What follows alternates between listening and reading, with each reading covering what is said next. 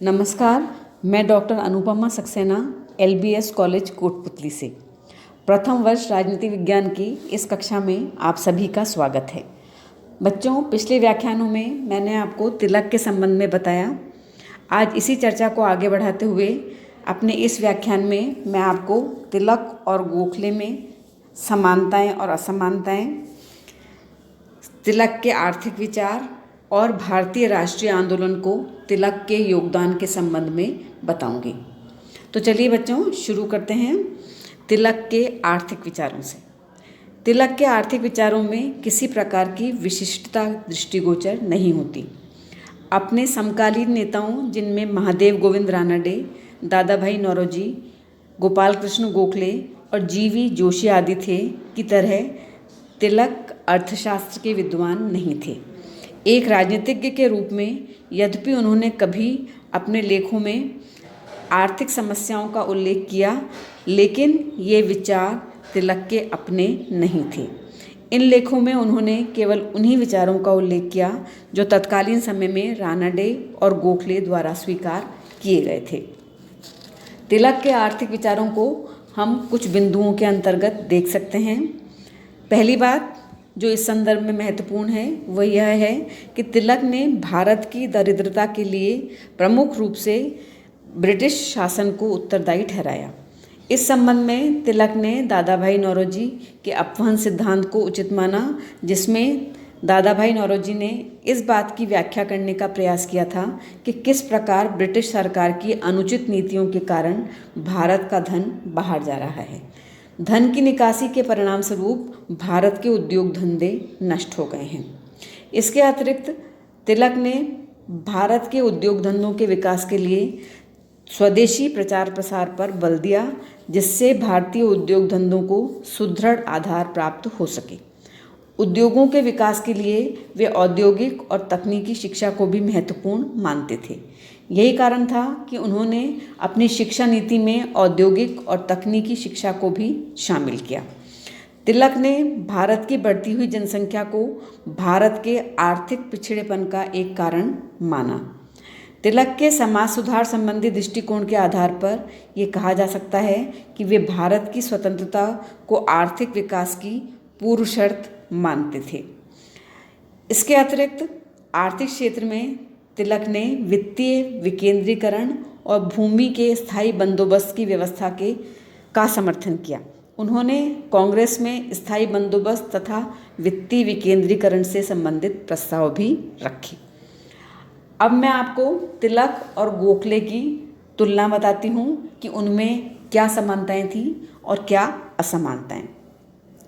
तिलक और गोखले दोनों भारतीय राष्ट्रीय आंदोलन से जुड़ी महान विभूतियाँ थीं। गोखले जहाँ उदारवादी विचारधारा के प्रतिनिधि थे, वहीं तिलक उग्रवादी विचारधारा के। दोनों में हमें कुछ समानताएं दृष्टिगत होती हैं, जिनमें पहली है गोपाल कृष्ण गोखले और बाल गंगाधर तिलक दोनों महाराष्ट्र के चित्पावन वंश में उत्पन्न हुए थे। दोनों भारतीय राष्ट्रीय आंदोलन के प्रमुख नेताओं में से थे। व्यापक अर्थ में दोनों का कार्यक्षेत्र एक था, वह था भारत को ब्रिटिश शासन की दास्ता से मुक्त करना। दोनों ने एक ही मन से अपना सार्वजनिक जीवन आरंभ किया। तिलक गोखले से 10 वर्ष बड़े थे, अतः उनके उदाहरण से प्रेरणा प्राप्त कर गोखले डेक्कन एजुकेशन सोसाइटी के आजीवन सदस्य बने। दोनों ने साथ साथ कांग्रेस की सदस्यता ग्रहण की। ये सब बिंदु गोखले और तिलक की ऊपरी समानता को दर्शाते हैं, लेकिन दोनों के विचारों में बुनियादी अंतर था, जो निम्न बिंदुओं के अंतर्गत देखा जा सकता है। पहला, गोखले को जहां उदारवादी पाश्चात्य शिक्षा का परिणाम माना जा सकता है, वहीं गोखले भारतीय संस्कृति नवजागरण के परिणाम थे। गोखले ब्रिटिश शासन की लोकतांत्रिक प्रवृत्तियों में विश्वास रखते थे। उनकी मान्यता थी कि संवैधानिक साधनों द्वारा देश को स्वतंत्र कराया जा सकता है। गोखले का संवैधानिक साधनों में विश्वास था। तिलक ने इन साधनों में विश्वास नहीं किया। गोखले ने संवैधानिक साधनों के रूप में जहां स्मृति पत्र, प्रार्थना पत्र और प्रतिनिधि मंडल को स्वीकार किया, वहीं तिलक ने अपने उद्देश्यों की प्राप्ति के लिए बहिष्कार, स्वदेशी और राष्ट्रीय शिक्षा को उपयुक्त माना।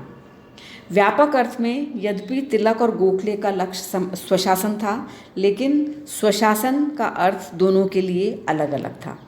गोखले ब्रिटिश सरकार के अधीन स्वशासन प्राप्त करना चाहते थे, जबकि तिलक का लक्ष्य प्रारंभ में पूर्ण स्वराज्य की प्राप्ति था।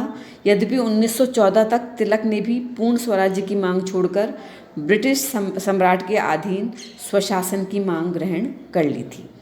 गोखले का विचार था कि ब्रिटिश शासन के अंतर्गत भारत का हित संभव है, किंतु इसके विपरीत तिलक की राय थी कि ब्रिटेन तथा भारत के हित एक दूसरे के विरुद्ध हैं।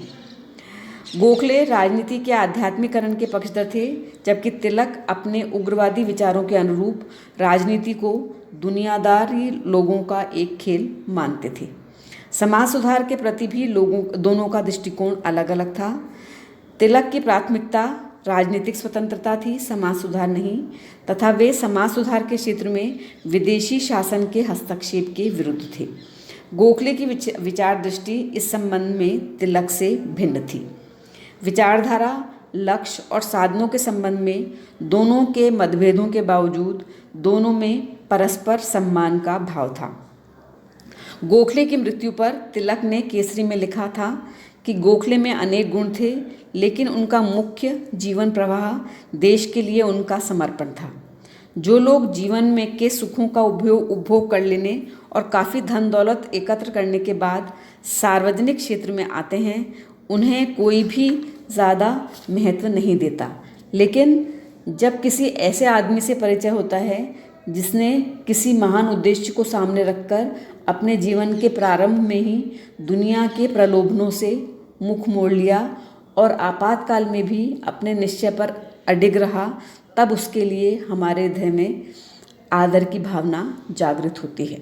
गोखले ऐसे ही व्यक्ति थे। इसी प्रकार गोखले के हृदय में भी तिलक के प्रति सम्मान का भाव था। वे तिलक को महान व्यक्ति मानते हुए उनकी प्रतिभा और सामर्थ्य की प्रशंसा करते थे। गोखले का कहना था, भले ही मैं उन तरीकों से सहमत नहीं हूँ जिनसे तिलक हैं, लेकिन मुझे कभी उनकी नीयत पर संदेह नहीं होता। उनके बराबर धैर्य तथा हिम्मत का परिचय देश में किसी ने भी नहीं दिया है। तो ये थी तिलक और गोखले की पारस्परिक तुलना।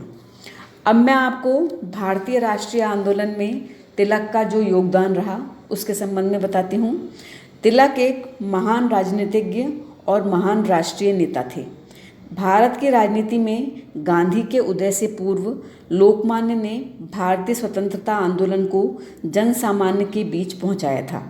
तिलक भारतीयों में आत्मसम्मान, आत्मविश्वास एवं देश प्रेम की ज्योति जलाने वाले प्रथम व्यक्ति थे। भारत के राजनीतिक आंदोलन के लिए तिलक की जो प्रमुख देन थी, उनको हम कुछ बिंदुओं के अंतर्गत देख सकते हैं।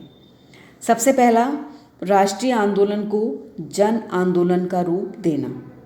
भारतीय राजनीति में तिलक के प्रवेश के समय भारतीय राजनीति शिक्षित वर्ग तक सीमित थी। तिलक ने राजनीति को जनसाधारण से जोड़ा। इस संबंध में तिलक ने लिखा था कि शिक्षित वर्ग की यह जो धारणा है कि वे आम जनता से भिन्न और अलग हैं, उससे ज़्यादा बेवकूफ़ी की बात कोई नहीं हो सकती। उन्हें यह समझना चाहिए कि वे समस्त भारतीय जनता का ही एक अंग हैं, अतः जनता की मुक्ति पर ही उनकी मुक्ति निर्भर करती है। इसके अतिरिक्त जनसाधारण को निर्भयता प्रदान करना भी तिलक का एक प्रमुख योगदान था। परतंत्र देश में जनता राजनीतिक अधिकारों से विहीन होती है, आर्थिक शोषण उसे निर्धन बना देता है और ऐसी परिस्थिति का परिणाम यह होता है कि लोगों का स्वाभिमान और आत्मविश्वास नष्ट हो जाता है। अतः परतंत्रता के विरुद्ध संघर्ष में जनता को निडर बनाने का कार्य महत्वपूर्ण हो जाता है। भारत के स्वाधीनता आंदोलन में तिलक ने इस कार्य की बुनियाद रखी। स्वराज्य हर व्यक्ति का जन्मसिद्ध अधिकार है, यह भावना उत्पन्न करने में तिलक जीवन भर प्रयासरत रहे। अंग्रेज़ों की अत्याचारी नीतियों के विरुद्ध तिलक ने हमेशा आवाज़ उठाई। भारतीयों में अपनी संस्कृति के लिए गौरव का भाव उत्पन्न करने का उन्होंने सदैव प्रयास किया। इसके अतिरिक्त तिलक ने त्याग और संघर्ष की प्रेरणा दी। तिलक ने जनता को ये महसूस कराया कि अनुशासन, एकता और कठिन प्रयास के अभाव में किसी चीज़ की प्राप्ति संभव नहीं है। तिलक ने केवल इस नारे को ही जन्म नहीं दिया कि स्वराज्य मेरा जन्मसिद्ध अधिकार है, बल्कि इसमें निहित भावना को साकार करने के लिए वे जीवन भर संघर्ष और त्याग करते रहे। इसके अतिरिक्त तिलक को भारतीय राष्ट्रवाद का शिल्पकार भी माना जा सकता है। तिलक से पूर्व भारतीय राष्ट्रीय नेताओं के विचारों में भारतीय राष्ट्रीयता के निर्माणकारी तत्वों का अस्तित्व तो था, लेकिन राष्ट्रवाद वास्तविक आकार नहीं ले पाया था। तिलक प्रथम भारतीय नेता थे जिन्होंने राष्ट्रवाद को नवीन दिशा प्रदान की। उन्होंने लोगों को स्वराज्य का संदेश दिया, देशभक्ति की ज्योति जलाई, राष्ट्रवाद को सैद्धांतिक विचारधारा न रहने देकर उसे व्यवहारिक बताया। उन्होंने ये भी बताया कि राष्ट्रवाद जनता पर आधारित है। यही कारण है कि तिलक को भारतीय राष्ट्रवाद का शिल्पकार माना जाता है। इसके अतिरिक्त यथार्थवादी राजनीति का समर्थन भी तिलक का एक महत्वपूर्ण योगदान है। तिलक राजनीतिक चिंतन के क्षेत्र में यथार्थवादी थे। उनका मत था कि राजनीतिक क्षेत्र के कार्यों का संचालन इस प्रकार किया जाना चाहिए ताकि विरोधी विजयी न हो पाए। अपनी यथार्थवादिता के कारण ही उन्होंने उदारवादियों के संवैधानिक साधनों का त्याग कर स्वदेशी बहिष्कार तथा राष्ट्रीय शिक्षा का पक्ष लिया। गांधी जी ने तिलक को एक महान देशभक्त के रूप में चित्रित किया था। तिलक के जीवन का लक्ष्य स्वराज्य था और इसी लक्ष्य की प्राप्ति हेतु अपनी अतुलनीय बौद्धिक प्रतिभा, शारीरिक क्षमता और धन दौलत सब कुछ समर्पित कर दिया तथा अपने महान त्याग और आत्मबल से भारतीय स्वाधीनता की नींव रखी। अगर यह नींव नहीं होती तो गांधी जी के लिए स्वाधीनता का भवन खड़ा करना असंभव होता। इसीलिए एनजी योग ने उचित ही कहा है कि जिस प्रकार महात्मा गांधी राष्ट्रपिता हैं, उसी प्रकार लोकमान्य तिलक भारतीय राष्ट्रवाद के जनक हैं। बच्चों, ये था तिलक का भारतीय राष्ट्रीय आंदोलन को योगदान। इसके साथ ही हमारा जो ये चैप्टर है वो ख़त्म होता है। अगले व्याख्यान में मैं आपको किसी अन्य विचारक के संबंध में बताऊंगी। धन्यवाद।